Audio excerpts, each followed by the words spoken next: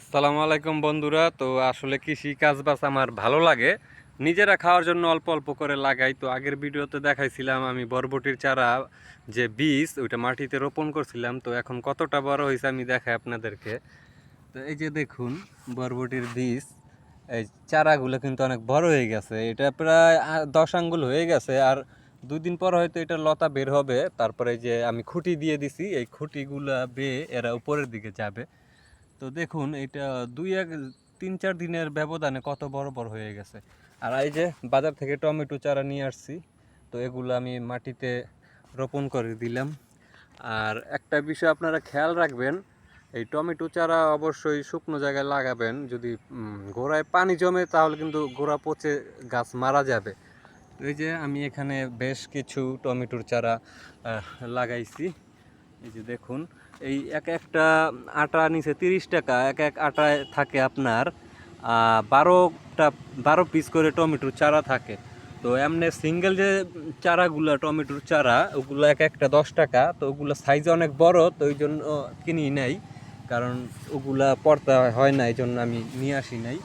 আর এই পাশে হচ্ছে এই শশার চারা, এই দুইটা নিচে 10 টাকা। যদি চারাগুলো বড় হয় ঠিকঠাক থাকে আলহামদুলিল্লাহ, আমি এই 10 টাকার চারা থেকে কিন্তু অনেক শশা পাবো, যদি আমি ঠিকমতো যত্ন করতে পারি এই চারাগুলার। তো এইগুলা হচ্ছে হাইব্রিড না দেশি সেটা আমি জানি না, আসলে বাজার থেকে কিনে আনছি তো আমি জিজ্ঞেসও করি নাই। তো এই যে দেখুন চারাগুলা। আর এই পাশে হচ্ছে লাল শাক মাটিতে ফেলাইছিলাম, তো এগুলা কিন্তু হয়ে গেছে। তো এগুলা কিছুটা বড় হয়েছে আগের চাইতে। আর এগুলো হচ্ছে মূলা। মানে অল্প করে মোটামুটি সব ধরনের সবজি লাগানোর একটা টার্গেট নিছি, যেহেতু জায়গা জমি খুবই অল্প, এই জন্য বেশি একটা লাগাইতে পারি নাই। তো আরও কিছু চারা লাগাইছি। যে এটা হচ্ছে এই লাউ গাছের চারা, তো এটা হচ্ছে ভালো জাতের বীজ। তো লাউ গাছের চারা এগুলা বড় হলে এখান থেকে পাতলা করে দিয়ে আমি আরেক জায়গায় নিয়ে লাগাবো। আর এই পাশেও আছে, দেখাই আপনাদেরকে। এই যে,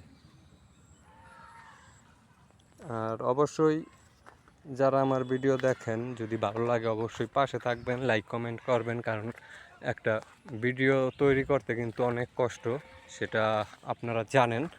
তো যাই হোক, সবসময় পাশে থাকবেন, দোয়া করি। সুস্থ থাকুন, ভালো থাকুন। আল্লাহ হাফেজ।